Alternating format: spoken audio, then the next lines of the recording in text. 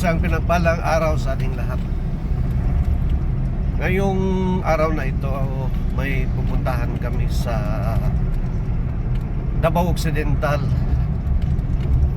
part ng Malita. Ang reason, pinapakita ko itong daanan para makita ninyo kung gaano rin kaganda ang daanan papunta ng Occidental.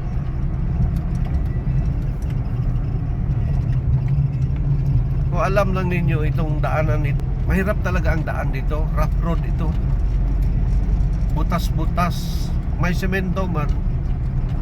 Kung hindi ako nagkakamali, dito na part noon, kuan ito dito, nakaspalto na ito. Pero ayun nga, butas-butas ang kalsada nila. Ni former president Sa time ni ito ang mga project na maganda na ibigay niya sa Mindanao. Kasi ang Mindanao, napag-iwanan talaga ng panahon ito sa lahat ng project ng gobyerno. Na pinapakita ko ito kasi yung karamihan, lalo na dyan banda sa Maynila o Luzon, ang dami nilang komento na paninira kay former president. Hindi nila alam na kami taga Mindanao, laking pasalamat namin dahil taga Mindanao yung president at nabigyan niya ng pansin ito mga kalsada namin dito na butas-butas.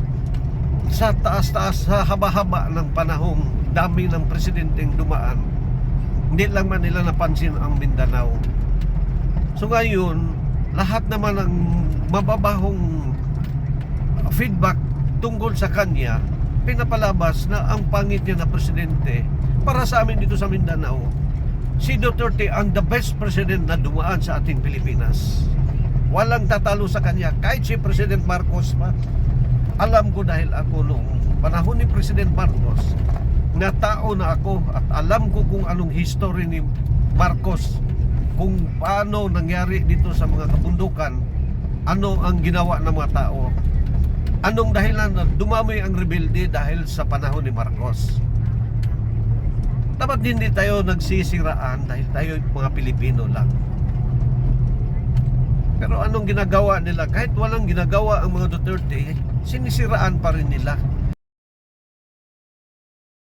Nagawaan siya ng mga bad feedback.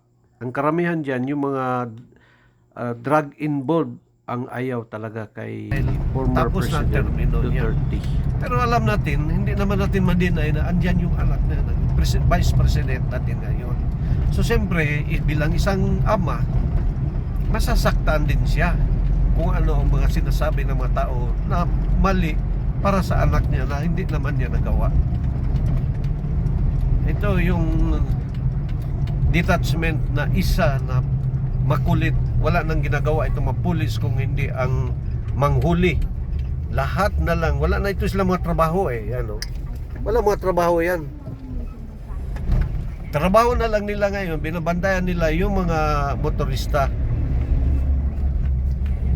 Iniipit nila yung mga taong mahihirap. Kaya lalo tayong humihirap dito sa ating bansa, wala talaga tayong walang pagbabago. Dahil dyan mismo itong mga pulis, dapat lang ang bantayan nila ang ating seguridad. Pero hindi.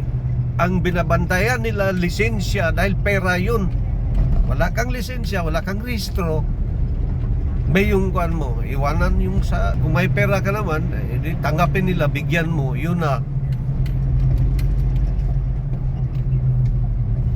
Yung mga pobre, lalong kawawa.